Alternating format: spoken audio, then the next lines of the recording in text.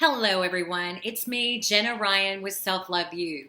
Today's video is going to be about how the narcissist or abusive person makes digs at you to get you to doubt yourself. And what I'm trying to do is explain this process to you so that you understand, so that you can be on the lookout for it. Because a lot of times it happens without you even realizing it. There's a part of you that knows that something's wrong, but you really just don't understand what's wrong, and you know that it feels awkward. And so I'm going to talk to you a little bit about how this process works and really what you're dealing with. Okay, so I'm going to start out by saying that narcissists and abusive and controlling people who wish to seek power over you, who want to overpower you and grind you to a powder in many cases, these people try to get you to doubt yourself. They cannot stand you loving yourself. They can't stand you having boundaries. They can't stand you having power. They want you to doubt yourself. They will do everything in their power in order to cause you to doubt yourself. They will start out with little things until the end, until you're just like doubting yourself left and right. They will nitpick you in subtle ways and in overt ways in order to cause you to doubt yourself. Why do abusive people want you to doubt yourself? Can you think of it? The reason is because if you are doubting yourself, if you're doubting your own decisions, if you're doubting your own choice of hair color, if you're doubting your own choice of outfit, lipstick color, white-ass fingernails, pardon me. If you're doubting your own choices, then you become much easier to influence, and in the case of the narcissist, you become easier to control. The narcissist is not out for you. Even if you think that that person cares about you, they're very good at acting like they care, but not really caring.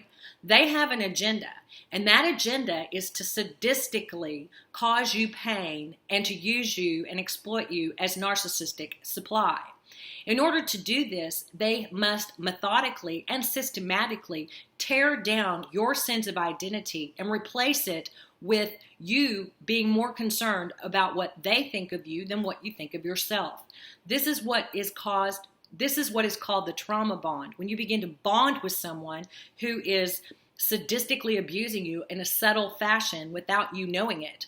And the reason that you're susceptible to this bond, I have found, generally speaking, is because, number one, it happened to you as a child, and number two, society tells us we have to be nice all the time, and we don't realize, and number three, we don't realize that not everyone has the empathy that we have. So we have this blindness that sees everybody as really nice like we are. However, that's not the case. There are people out there who wish to grind you to a powder, who wish to take from you, who wish to cause you pain. And so what we have to realize is that people they use little digs. These digs, they're everywhere. And here's the thing. Once you get to a place where you recognize the digs and you begin to overcome the digs by either separating yourself from someone who does this to you, or at least setting a boundary, or at least standing up for yourself, once you begin to stand up for yourself and set boundaries and get away from people who do this to you, this will no longer happen to you as much, because what's coming at you right now in your relationships is what you need to learn to be stronger in and of yourself. Once you get strong in these items, then you'll no longer need the lesson. That's why there's some people who may never have a problem with little digs coming at them, because they know how to shut them down immediately, and they can detach easily from people who do this. However, there are those of us who were raised in traumatic, abusive environments where we become susceptible to this problem. Little digs from other people can pierce our hearts and cause us pain and cause us to doubt ourselves and cause us to second guess ourselves and cause us to question whether we even know what end is up. So let's talk about these little digs. What kind of little digs? Little digs, they can come in so subtle ways that you even feel silly being bothered about it. Like if someone tells you how to wear your hair, if someone tells you that your necklace is cheap, which it wasn't, by the way. It's Kinder Scott. Hot, don't you love it? I have a ring and I lost it. But anyway, that's beside the point. Or tells you that your makeup's too heavy. Or tells you that anything negative, your car smells, or your car's a mess, or that dog peed on your house, on your floor. It's disgusting. The narcissist personality will really overblow little things just to try to get you to have a pervasive feeling of being not good enough or icky or bleh in some way. That's what they pour on you. Like, oh God, you wore that? Oh my gosh, again? You never wear that again. You know, your fingernails are white. Oh my gosh, you're more classy than that. Oh, you look great, but whenever you close your eyes, I can see the makeup on the other side. Or you're sitting there telling something important and they're like, oh, go like this. Oh, you've got something in your eye. Just all these just nitpicky stuff. Whenever people are nitpicking around you, that's their problem. And that means that they are having trouble with you being a fantastic being. A normal person, a healthy person does not pick on people and does not care about what other people are wearing, what they're doing, and doesn't try to make them feel awful for their choices, for their homes, for anything. A healthy person wants others to feel better. You can always tell somebody who's got, some issues whenever they're trying to tear you down and make little comments. Now, a really good narcissist, that's a covert narcissist, will make the little digs. They'll make you make your own digs. So if you find yourself around someone insulting yourself in front of that person repeatedly and always telling that person, I always do this wrong. I always do this wrong. I always do this wrong. It could potentially be because you have a complex, or maybe you were raised to do that, but it could also be because the person who you're telling that to has set you up to actually dig yourself. And that's something that I had to overcome that was very interesting. I've never even had any idea that this person had set me up to actually give myself little digs. So you don't want to dig yourself. You don't want to nitpick yourself. You don't want to talk badly about yourself in any way, shape, or form. A person who loves themselves loves themselves. If someone that you get around is starting to tear you down, then you know that that person has envy, and you know that that person may have an agenda. They may have an agenda to cause you to doubt yourself. Why would they want you to doubt yourself? Because when you doubt yourself, you become much easier for them to control.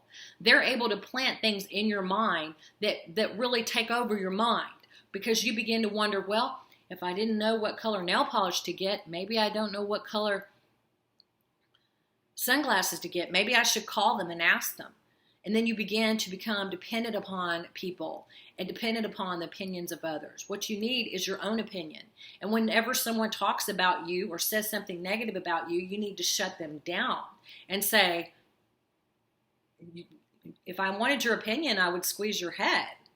You have to be able to speak up for yourself, to stand up for yourself. Don't just sit there and take it like a punching bag. Nobody has the right to tell you negative things about yourself. A normal person does not go around telling others the negative things about themselves. That is someone who is trying to get you. Now, other people will do it in a more subtle way. Some people won't tell you what you need to hear. They won't meet your needs. Like, let's say you're dating someone and you're kind of hinting around that you're wondering if you look good in a dress. And they won't tell you. Well, that right there is a problem. You don't want to date someone who doesn't think you look good, for one thing. And I mean, this is repeated, if it's a repeated effort. You don't want to date someone who doesn't find you attractive. You don't want to date someone that even alludes or even lets you guess for one moment that you're an attractive person. Someone who is not willing to give compliments and give affirmation that you need could also be trying to get you to doubt yourself and second guess yourself so that they can take control of you. People that get you to doubt what you're doing. Like, let's say you have a career choice that you've made and you're doing something with it and you're going forward in it. and they begin to plant seeds of doubt about what you're trying to do. Like, are you sure you want to do that? Blah, blah, blah. You know, really, you are your own person, and you should be able to make your own decisions, and you need people around you that are going to build you up and not cause you to doubt yourself every twist and turn. And that means little digs from telling you, you know, your food was not very good that you cooked, or from not saying anything. Sometimes little digs come in the form of silence whenever they should have said something. And you need to be aware of these. You need to be aware of these so that you can distance yourself from people who are digging on you, set boundaries, or stand up for yourself. You know, and you want to make sure you don't get involved in a relationship with someone who's digging on you all the time, because that shows that there is a problem with their character, that they have some issue. People shouldn't be digging on you, and you shouldn't be digging on anyone else either. So stay away from digs and notice them. Notice whenever someone is digging on you, and don't put up with it. Put a stop to it. Make sure you take care of you and protect yourself. I'm Jenna Ryan. That's all for this video. Thank you so much for watching. Share it if you love it. Also, subscribe to my channel and leave me comments. I love your comments. If y'all only knew, I read them all. I'm Jenna Ryan. Talk to you soon.